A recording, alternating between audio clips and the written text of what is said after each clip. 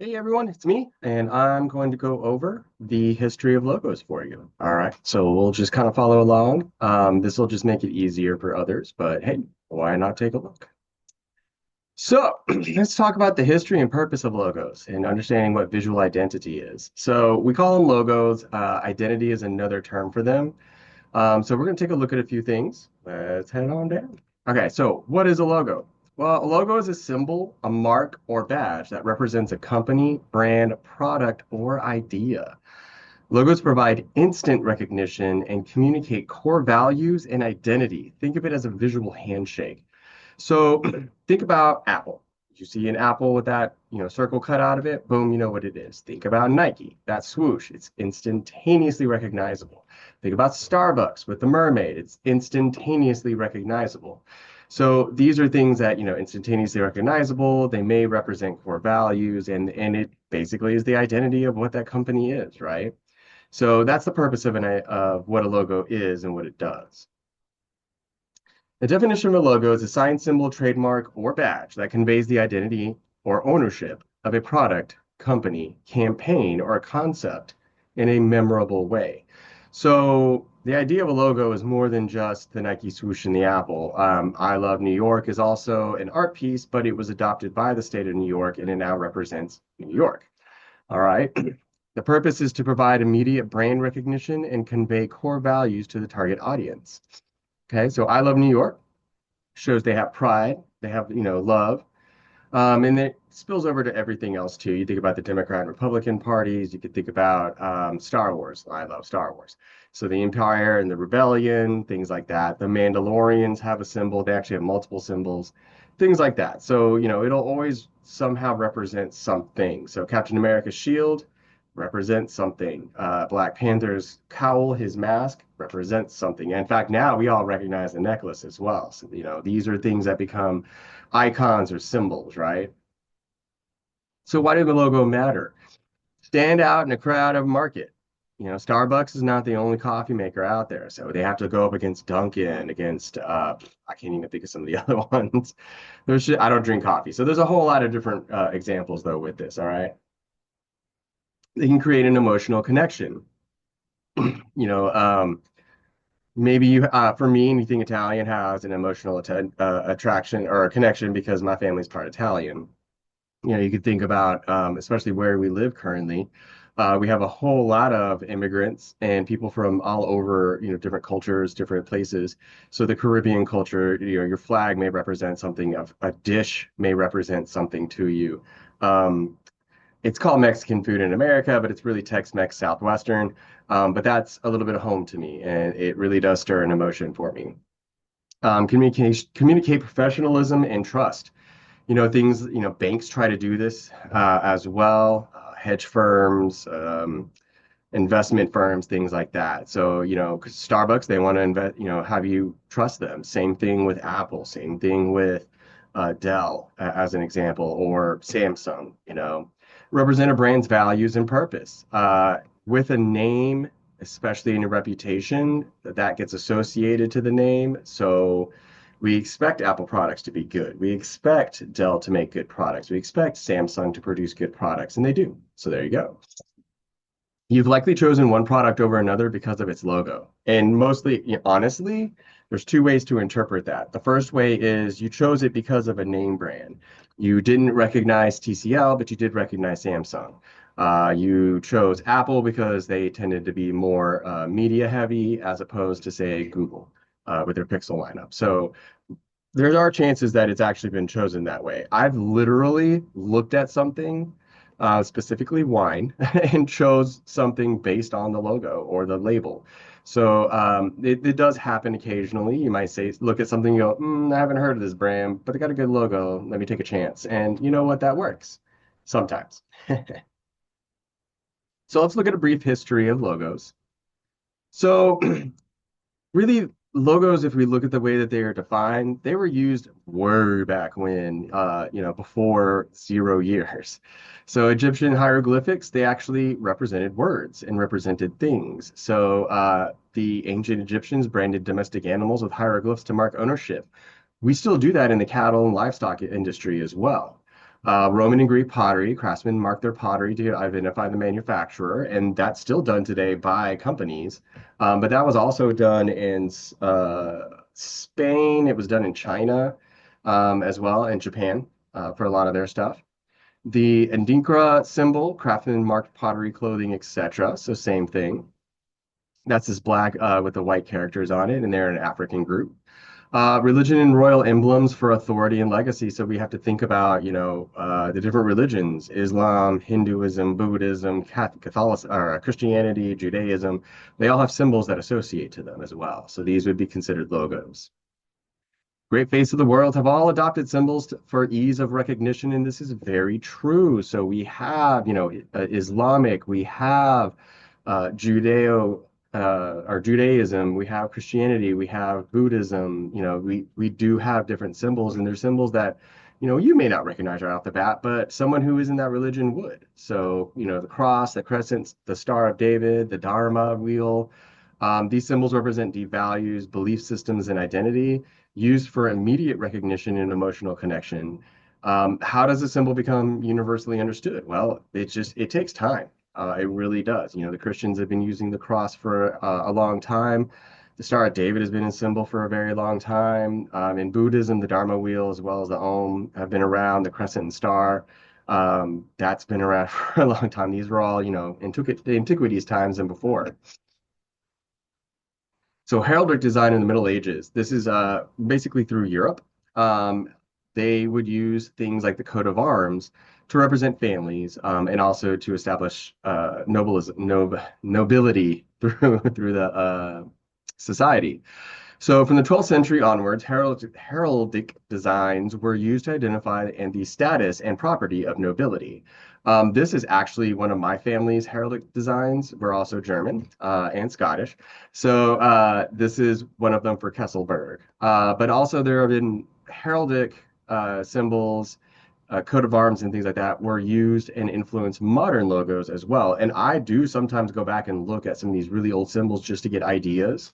So if you're familiar with the Alfa Romero vehicles, their logo and incorporates elements from the Visconti family coat of arms, reflecting this tradition. So you can see there's the snake or the dragon eating the person with a crown on it. And so this is the coat of arms, and on the left is the Alfa Romero. So let's keep that in mind. You never know where a symbol might have actually gotten its inspiration. And then hallmarks. So these are really interesting. And they were actually used even in the Western here when they were doing the gold mining.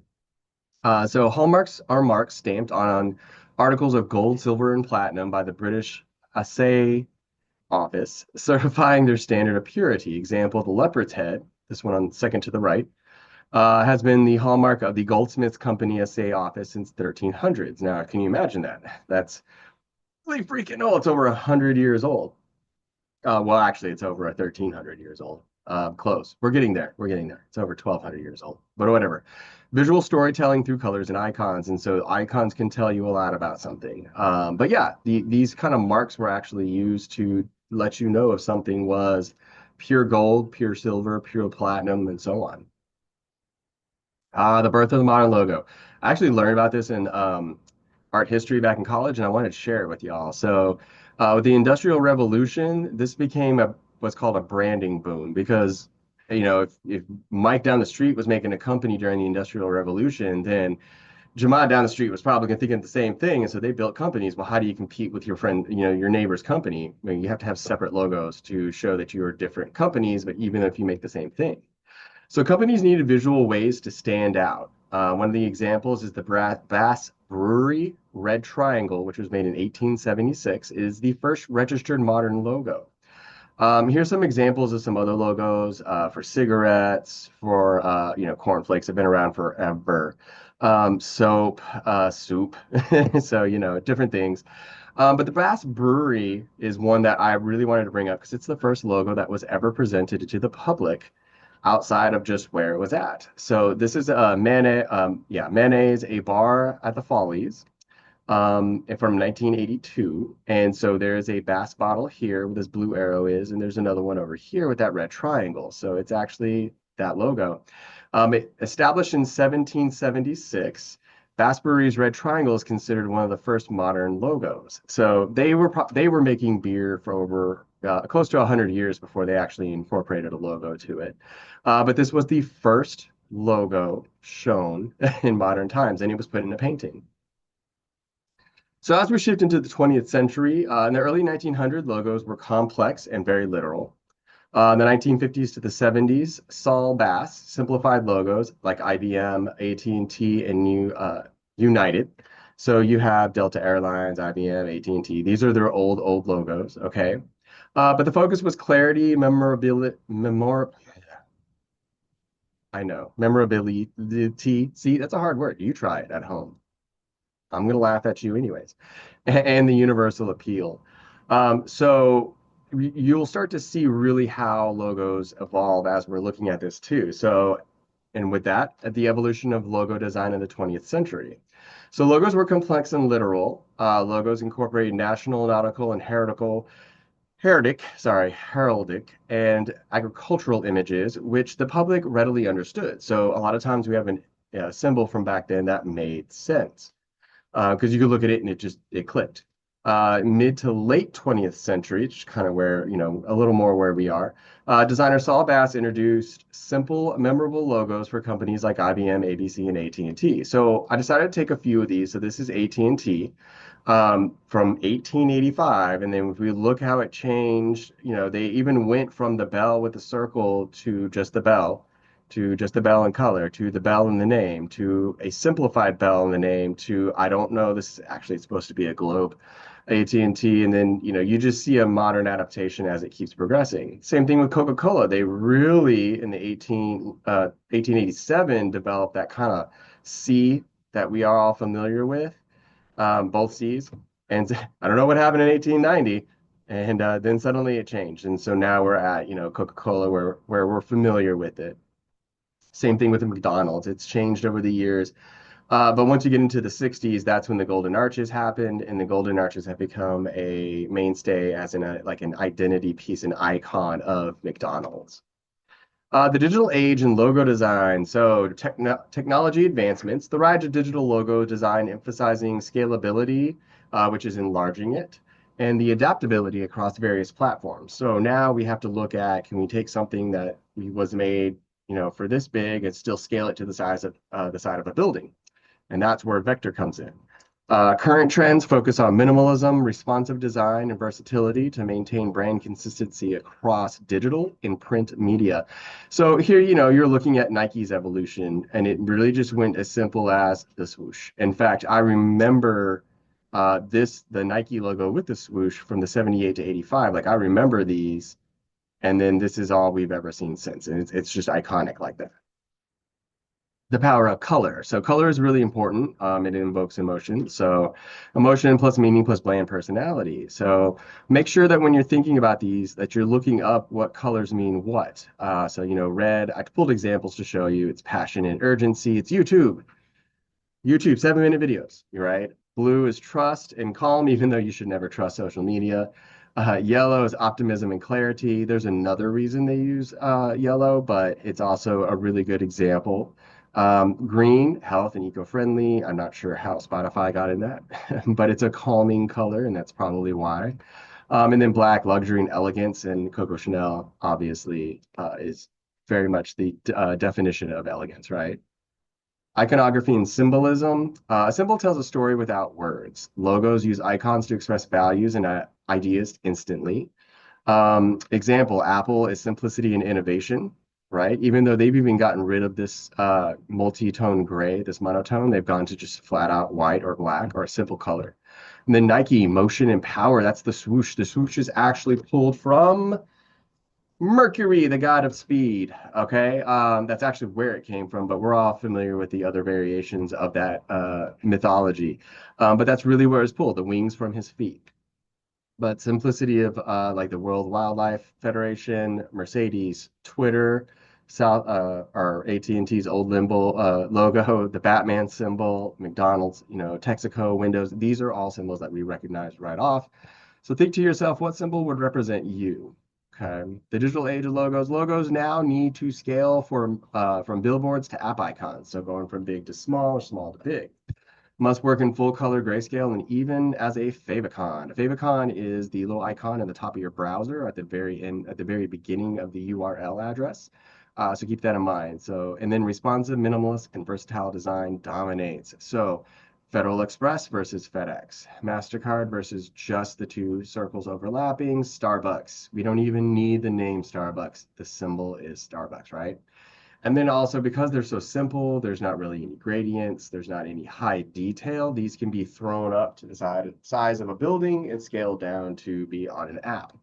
Okay, so these are things you got to keep in mind when you're actually creating icons, and it's why icons are done in Illustrator or as vectors as opposed to doing raster in Photoshop. So if we look at a case study, in case you ever run across these, we'll look at the shell logo evolution. So the evolution of the shell logo demonstrates the simplification with the 1971 version, um, designed by Raymond Loewy, and it's still in use today. So if we're kind of looking through here, we get up to 48, 55 to 61 to 71.